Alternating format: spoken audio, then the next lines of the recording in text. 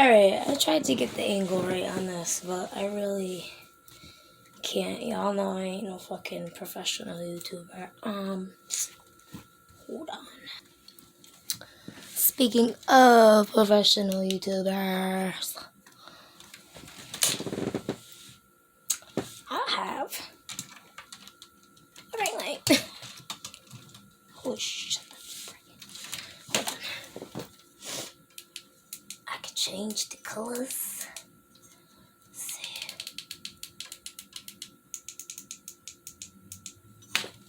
Turned it down a little bit. Oh, I turned it blue. Yellow. Oh, white. Oh shit. Oh, white. I like white. Alright. So, I am doing my autobiography. I'm gonna halfway finish it. So, I left off in my last video. I was messing with the crush of mine. Also, okay, so, I did a little write-off, where I left off on my last video, and, alright, so it says, okay, you know how people usually write books, then make a movie on it? Well, I'm thinking about writing an autobiography, because I feel like writing 10 times different. Oh, I write 10 times different than what I speak. So I do want to still write my autobiography because there is a lot of details that I forgot in my past that I need to tell. But I'm probably going to tell it on the video anyway. I don't want to make it long, but it is very long. Yeah, so there's a lot of stuff going on. Hold on. Just want to lower that a little bit. I don't even think I need this, honestly. I don't really need it. I mean, it does help though. Alright, anyway. I'm just gonna read this to understand it because I have to read it out loud. It's a little embarrassing, but obviously my whole life is a fucking embarrassment. That's why I'm doing this, so, to help people understand me more. So I was messing with a crush. I was hardcore into pills, taking E-pills, Klonopin, Seroquel, and Percocet. After being crushed by what happened with my ex-boyfriend, I'm gonna call him baby daddy number 2, cause he's my second kid's child. I met my second kid's father. So I broke up with him because my ex-best friend told him that I was still messing with my ex. So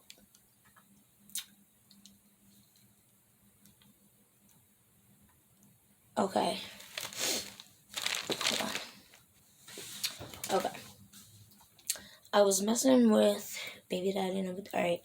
And then after I broke up with him, I went through it, obviously. I did have friends back then.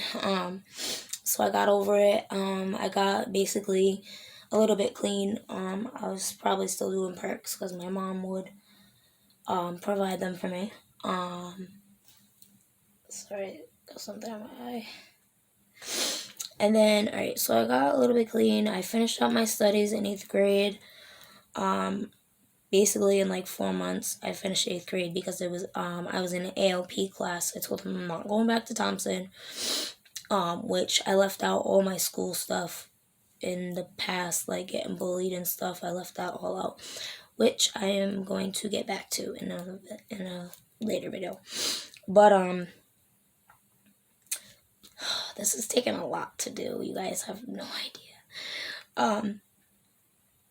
So I got into one of the best schools you could possibly get into at that time, the Met School. It was a career-based school, so you basically go there to study a career and not just basic general studies. I wanted to be a botanist. I would watch Friday and How High every single day, and it inspired me to be a botanist. And I wanted to explore the Amazon and find new plants for medicinal uses instead of just weed. So that was pretty cool. I actually finished that in about 8 months, my 9th grade class.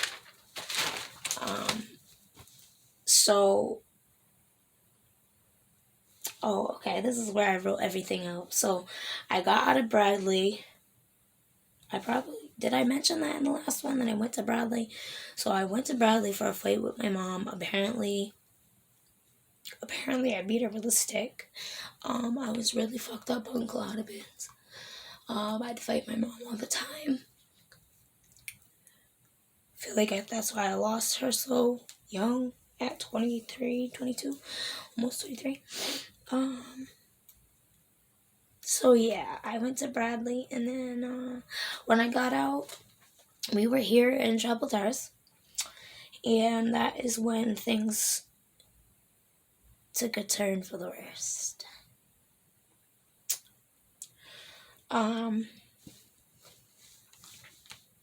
This is very detailed. Alright,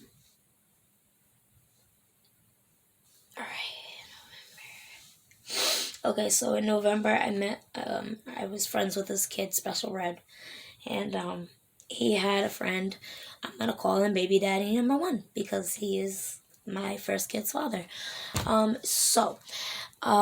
He came by one day and he asked my mom to do his hair, braid his hair. He had long, curly locks. I love long hair. He was light skinned. He had a really good job, a really good paying job. They paid on seasonals. He worked at Newport 10. If anybody knows what Newport 10 is, it's a really good fucking job. They make like $600 a week in the summertime, 6 and change in the summertime, and then the winter like almost the same.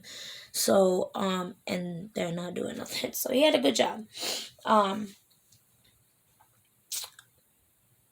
So in January, we started like talking and stuff. Like he was 7 years older than me. I was 16 at the time. So we didn't want to do anything until I was like 17 at least.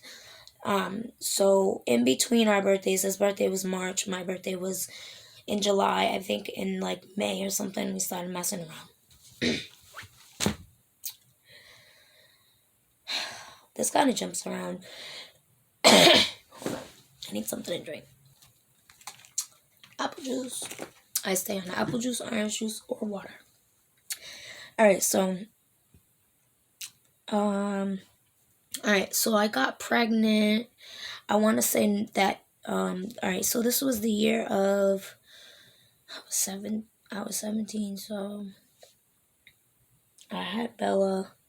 I had my daughter, Bellamy and Nevaeh. Me and my mother named her.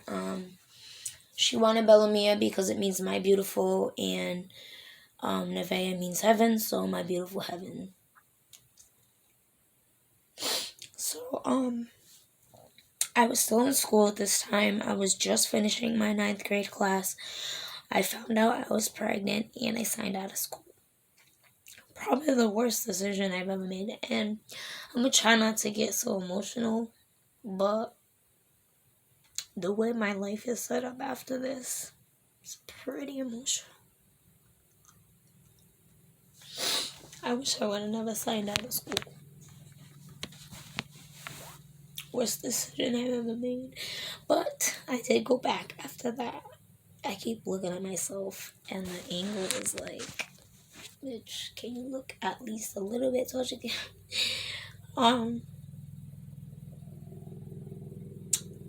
So, yeah, that was like one of my biggest regrets. One of them.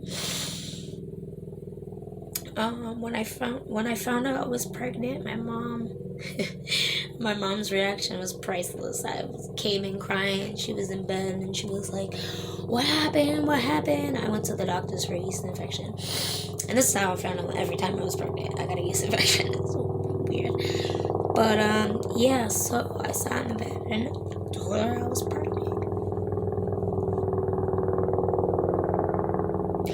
loud ass helicopter. Okay, sir. And then she got up and she was like, what the fuck? What the fuck? What the fuck? What the fuck? Oh, she was just back and forth. What the fuck? What the fuck? Her reaction was just scary to me. And she used to tell me that it was like an alien inside her because I have long nails. I take after my dad, the Portuguese side, long hair, long nails. And I felt the same way. I was like, oh, there's an alien inside me. And around that time, baby daddy number one did not want the child, at first. And I later found out why.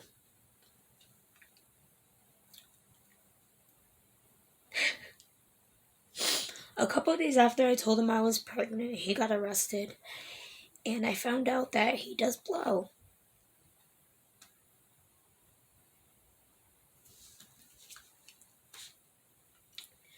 I started doing blow with him when he got out. And yes, I was pregnant with my daughter. Oh, I don't even want to put that in there. But I have to tell it all, right?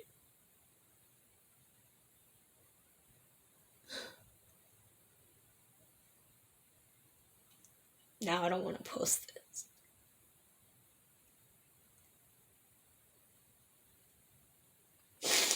So my whole pregnancy, with my first kid, I did blow and I smoked a lot of weed. She came out perfectly fine. No issues. Obviously, I stopped everything a couple months before I had her. I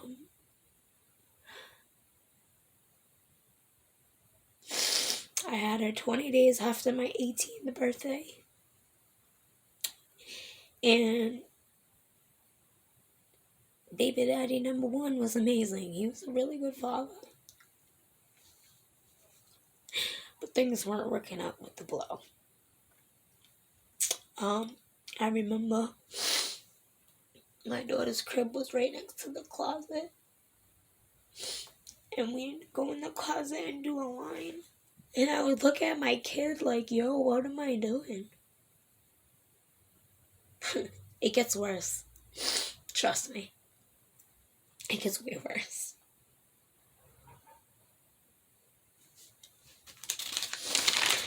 So, basically,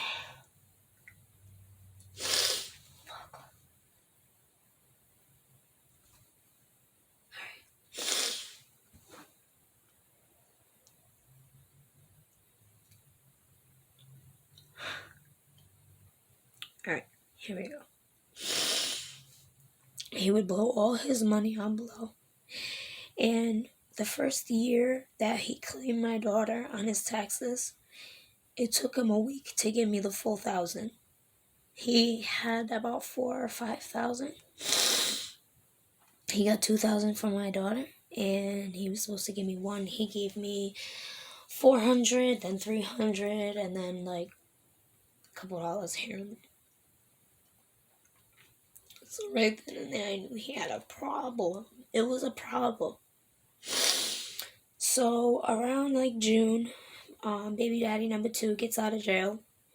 I find out that my ex-best friend cheated on him while he was in jail, and he was venting to me. My 19th birthday, my boy Chuck, he was the bouncer at the Colonial, and we was partying or whatever.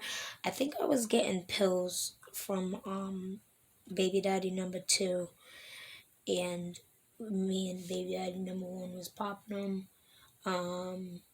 My 19th birthday, my boy Chuck, we was doing Jaeger bombs. He took me down to the Colonial, was like, it's my girl's 21st birthday. Dude, it was lit. Like, everybody was buying me fucking drinks, obviously. And yeah, it was just really crazy. So that whole summer, my 19th birthday, my daughter was turning 1, but that summer I was just doing a lot of pills, and I was drinking a lot. Like, baby daddy number 2 literally had to carry me to his house a couple times. But this was like after like August, September. Um, I started messing with baby daddy number 2. I left, so on my daughter's first birthday, baby daddy number 2 actually gave me some money so I could buy my daughter some presents, which was pretty pathetic, to say the least. But he helped me, and I showed gratitude, and uh, we started messing around again or whatever after my daughter's birthday. I snapped being with Willie, but I was kind of messing with both of them because, oh, Willie, I said his name. That's fine. Everybody knows my baby daddy. Anyway, baby daddy number 1. I was messing with both of them at the time, and so around I had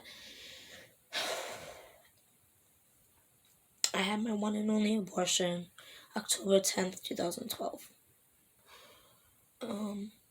I didn't know who the baby daddy was, and that's why I got it, and I'm not ashamed of it.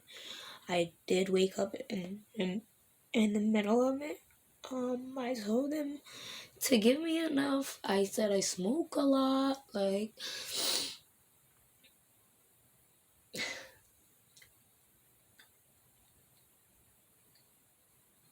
I woke up in the middle of it, bro. And I was like, I fucking told you. And then he shot me up with some more shit. And I fell back to sleep. But after that, I just started messing with JR, my second baby daddy. And,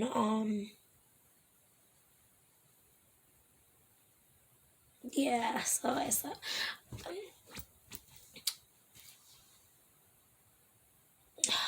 God, this gets hard.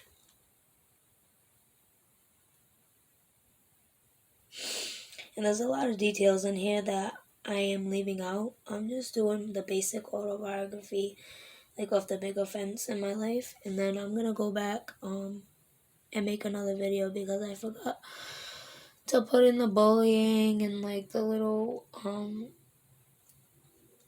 you know, little details that are important in my life. Sorry, I think I got makeup on my lashes. And then, alright, so.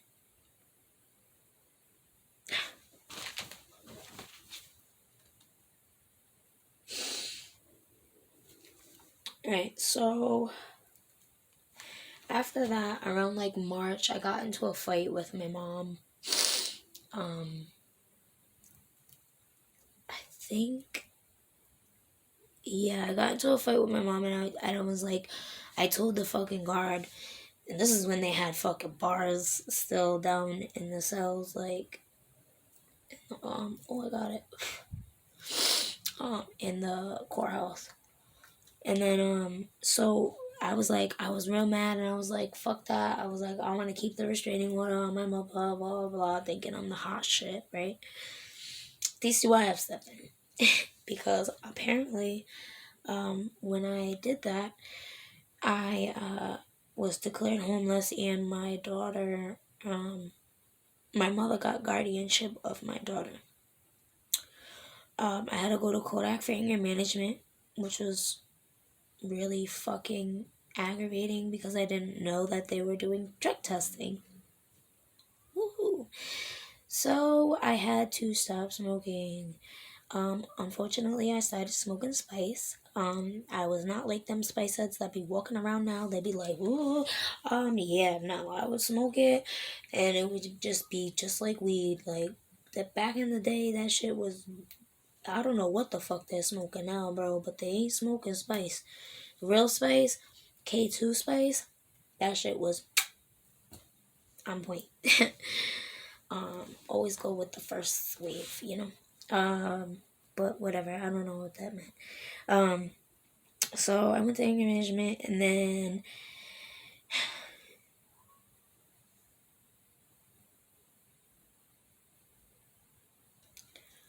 alright, and then I got pregnant again in like May or June.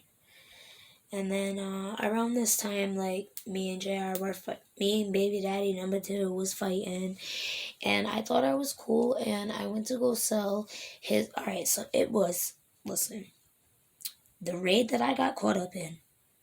The person who got everybody caught up was my baby daddy's sister's boyfriend. My baby daddy's sister's boyfriend. So he asked me for a bowl of crack or whatever. I couldn't get that, so he asked me for a 50 piece. Okay, I could do that. My boy said he'll hook me up with $20. I think I used that excuse, but I think I actually needed diapers. Um, but yeah, I got in the car, and he was like, it was the first time I ever touched, saw, looked at crack. I've never seen crack in my life. First time holding it in my hands. I sold it to him. He's like, oh, this looks like some good crack. I was like, all right, cool. Like, if you want some more, just let me know. That's what got me fucked. They thought I was selling a newborn. They literally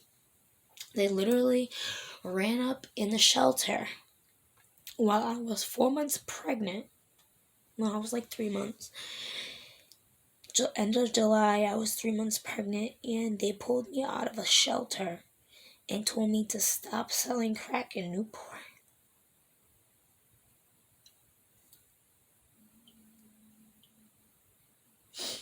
My first time ever in jail, I did 2 weeks pregnant. Thank God my aunt was in there. She got me in her room, and I got hooked up. Cool. I was 20 years old at the time, and I had just found out I'm on the phone with my dad, and my mom's fucking bawling, crying, and she's like, I don't want to tell her while she's in there. And he's like, no, tell her now. I'm like, what the fuck is going on? My mom gets a letter in the mail saying that she can no longer receive benefits because my father is deceased. Now, I don't know how y'all feel, but I am super sensitive. So, when I found out that my biological father had died, I was upset too. Like, even though I didn't know him, I didn't know much about him. I knew my mother loved him to death, and he was so funny,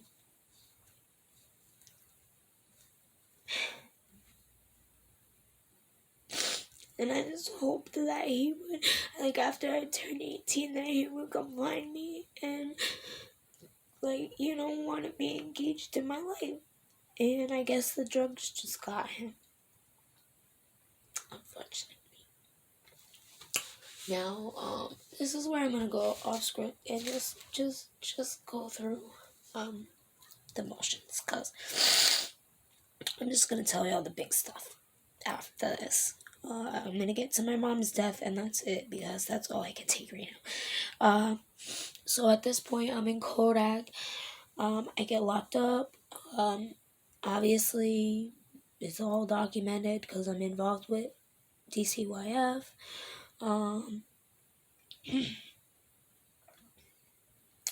So in this time, I was staying at the shelter, and I stayed at the shelter till I was about 8 months, or 7 months, I'd say.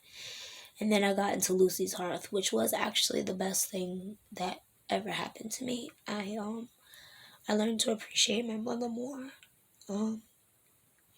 We got up every morning. We had 3 goals a day. We had to at least accomplish 2.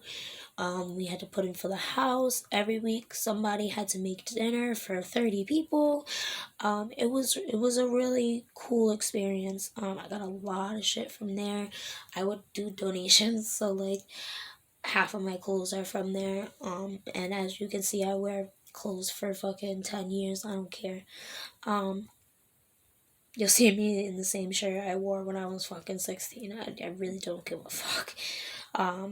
As long as it still fits me and it's not fucking got holes in it or dingy, I'm wearing it. So, Lucy's Hearth was a really cool experience. I wish every mother, I mean, I met a lot of mothers in it too who have lost. There were mothers in there with more than one kid who lost everything. Like, it's just a lot of cool stories. You meet a lot of genuine people. I met a lot of genuine people there, and thank you. And God bless every person that I met there. Wendy, Cece, Jesse, all you. God bless you. I thank you so much for getting me through that, for real. Y'all help more than you know.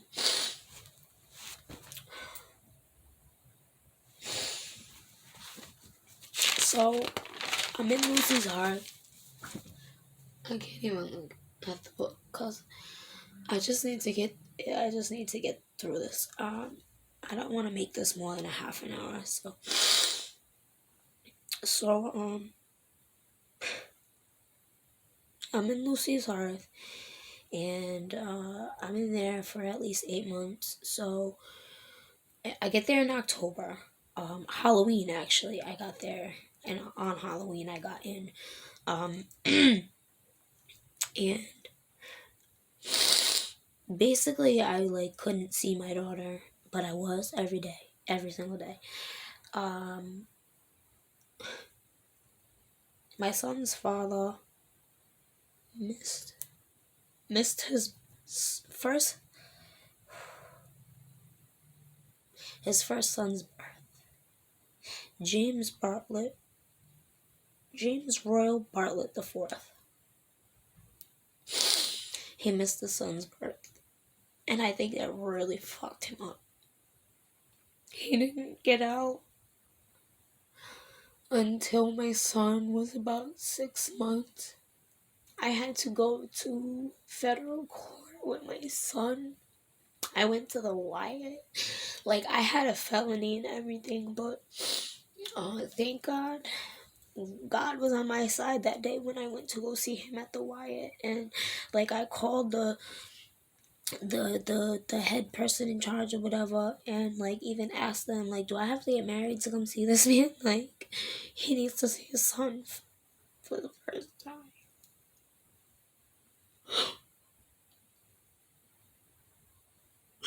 He saw his son for the first time through a glass.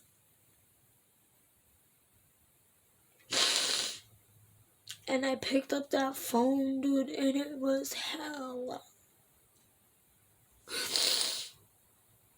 He had to see his son for the first time through a glass.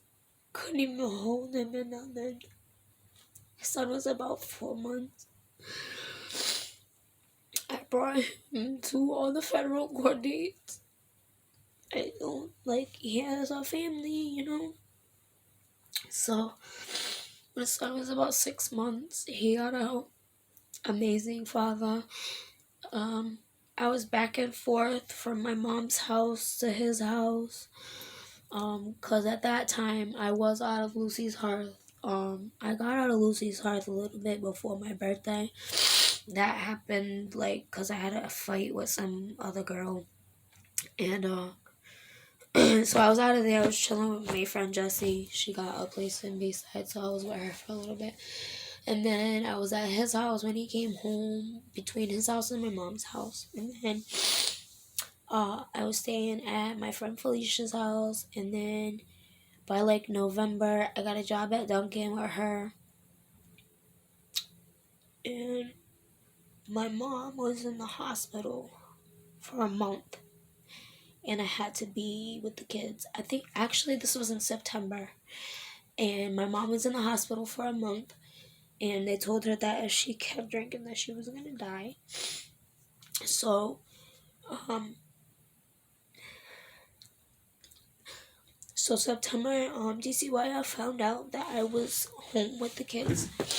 And my mom was, in the hospital for a month. So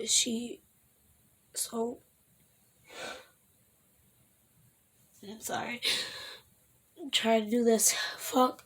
So my mom was in the hospital for a month, and oh fuck.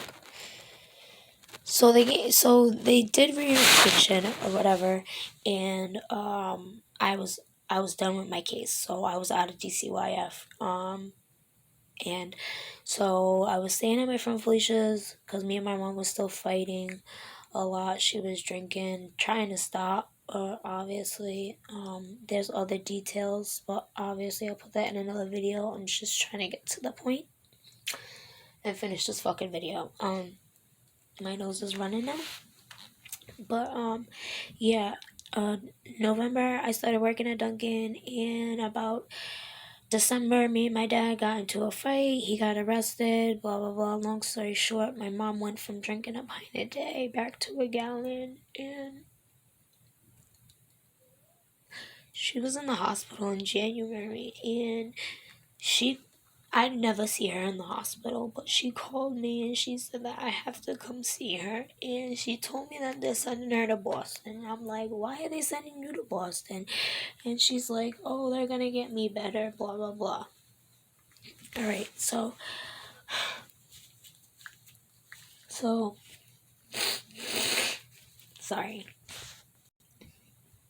I had to wipe my nose.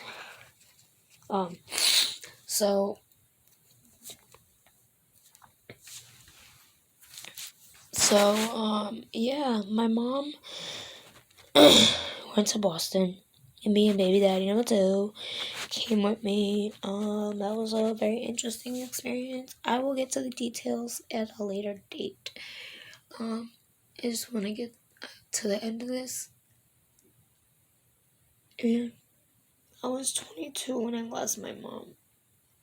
I went to go see her in Boston. She was all yellow. She barely knew who I was. She was getting wet brain.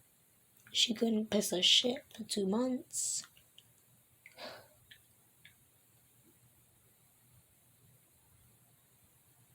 I would try to talk to her, and she'd be so spaced out, and I would get so irritated, and I left.